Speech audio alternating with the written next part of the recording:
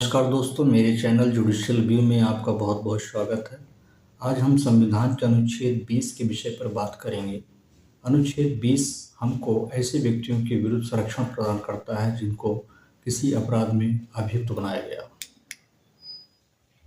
अनुच्छेद 20 हमें जो है 3 प्रकार से संरक्षण प्रदान करती है। नंबर 1 कार्योत्तर विधियों से संरक्षण, नंबर 2 दोहरे दंड से संरक्षण और नंबर 3 आत्म अभिशंसन से संरक्षण प्रदान करना। ये तीनों संरक्षण ऐसे व्यक्तियों को प्रदान किए जाते हैं जिन पर किसी अपराध का अभियोग लगाया गया हो और ऐसे मामले का ट्रायल हो रहा हो, तो ऐसे अभियुक्त को अनुच्छेद 20 3 प्रकार से संरक्षण प्रदान करती है। इस पर हम बात करना चाहेंगे कि अनुच्छेद 20 की सब क्लास 1 जो कार्योत्तर विधियों से संरक्षण प्रदान करता है, इसका क्या मतलब है। तो मित्रों, आप जान लें कि कार्योत्तर विधियों से संरक्षण का तात्पर्य ये है कि जिस समय हमारे द्वारा अपराध किया गया है उस समय किसी प्रचलित विधि जो कि लागू है उसी से ही हमको दंड से दंडित किया जाएगा। अगर कोई ऐसी विधि जो उस समय लागू नहीं है यानी बाद में वो लागू होती है, तो उसमें आंकलित दंड से हमको दंड नहीं दिया जाएगा। ये साधारण भाषा में आप समझ लीजिए कि यदि किसी अपराध में कोई भी आंकलित दंड जिस समय वो प्रवृत्त विधि है तो उस विधि के तहत ही हमको दंड दिया जाएगा। यदि आगे चल करके उस विधि में कोई संशोधन होता है और दंड की मात्रा बढ़ाई या घटाई जाती है तो ऐसे अभियुक्त पर लागू नहीं होगा जो बाद में उसके ऊपर कोई धाराएं ऐड की जा रही हों। और कहने का मतलब ये है कि जिस समय जो विधि लागू है वो घटना के दिनांक से देखी जाएगी।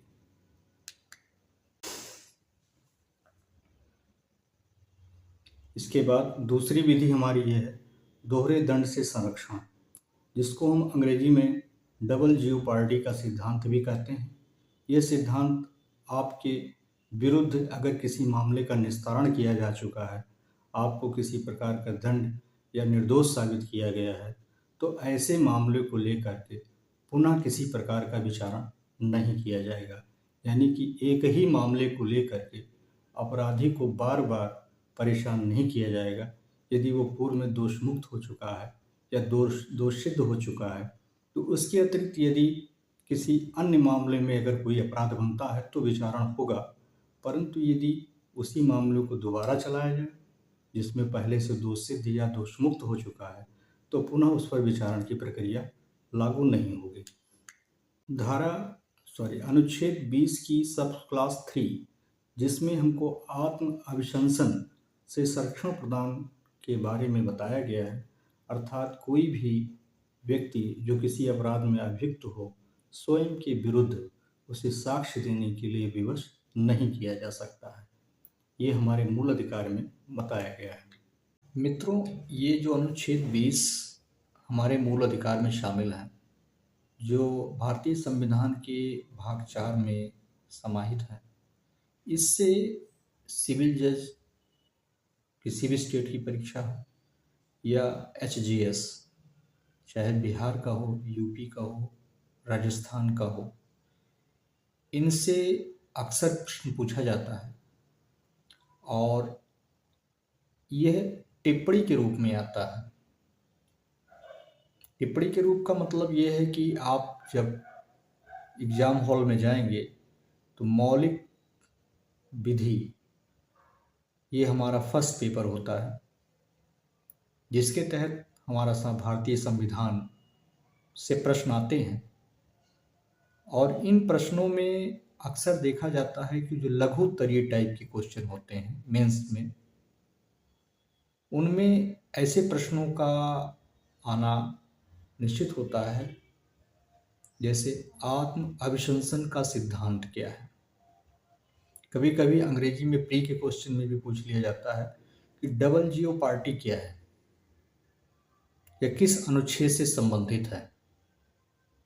तो ऐसे प्रश्नों का चुनाव अक्सर हाई कोर्ट अपने सिलेबस में करती है और आयोग सिविल जज के एग्ज़ाम में भी करती है। जैसा कि हम जान रहे हैं कि हमारी UPHJS या सिविल जज, दोनों परीक्षाओं के लिए, यहाँ तक कि फर्स्ट पेपर जब आपका करंट अफेयर्स का भी होता है तो उसमें भी कॉन्स्टिट्यूशन के कई क्वेश्चनों को उठाया जाता है और ऐसे प्रश्नों का चुनाव किया जाता है जो लोक विदित हों, इम्पोर्टेंट्स हों और हमारी परीक्षा की दृष्टि से महत्वपूर्ण माने गए हों। तो सबसे पहले हमने अभी चर्चा किया आपसे कि अनुच्छेद 20 सब क्लास 1 कार्योत्तर विधियों से संरक्षण, दूसरा दोहरे दंड से संरक्षण और तीसरा आत्म अभिशंसन से संरक्षण के विरुद्ध संरक्षण। आत्म अभिशंसन, जिसको सेल्फ इंक्रिमिनेशन बोलते हैं, जिसके तहत किसी भी व्यक्ति को अपने विरुद्ध, जो कि अपराध में अभियुक्त है, ऐसे व्यक्ति को अपने विरुद्ध साक्ष्य देने के लिए पुलिस विवश नहीं कर सकती है या फिर न्यायालय विवश नहीं कर सकता है यदि वो स्वतः न देना चाहे। यह सिद्धांत अनुच्छेद 20 सब क्लास 3 से लिया गया है, जिसमें कई बार ये प्रश्न पूछा जाता है परीक्षा में कि यदि किसी अभियुक्त का अंगूठे का निशान लिया जा रहा है या उसका फिंगरप्रिंट इम्प्रेशन लिया जा रहा है तो क्या ये अनुच्छेद 20 सब क्लास 3 आत्मशंसन के अभिशंसन के नियम के विरुद्ध तो नहीं है? क्या ये अवैध तो नहीं है? तो मित्रों, इसको हम बता दें कि किसी अभियुक्त के अंगूठे का निशान लेना या उसका फिंगर का निशान लेना, यह अनुच्छेद 20 सब क्लास 3 का कतई उल्लंघन नहीं है। क्यों नहीं है? क्योंकि इसमें व्यक्ति की अपनी पहचान होती है, न कि उसके द्वारा कोई ऐसा साक्ष्य प्रकट किया जाता है जिससे ये पता चले कि वो अपने विरुद्ध साक्ष्य दे रहा हो। किसी व्यक्ति के अंगूठे का निशान लेना मात्र से उसको अपराध में फंसाने जैसा कोई तथ्य नहीं है। इस पर कई मामले सुप्रीम कोर्ट और हाई कोर्ट में आए, जिस पे डिसाइड किया गया कि अनुच्छेद 20 सब क्लास 3 किसी भी तरीके से किसी व्यक्ति के अंगूठे का निशान लेना उसके इस सिद्धांत के उल्लंघन को नहीं माना गया है। अर्थात आपको मूल अधिकार जो अनुच्छेद 20 सब क्लास 3 में दिए गए हैं उसका उल्लंघन नहीं होता है।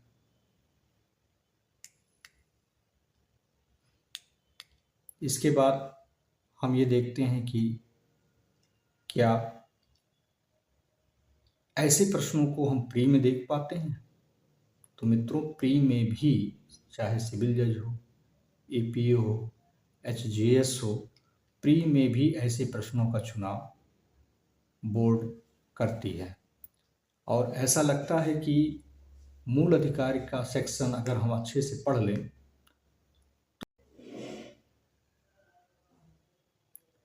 मित्रों, हमारे इस चैनल को आप सब्सक्राइब कर लें और आने वाले समय में परीक्षा से संबंधित हम आपको तमाम खबरें देते रहेंगे और इम्पोर्टेंट प्रश्नों को बताते रहेंगे। धन्यवाद।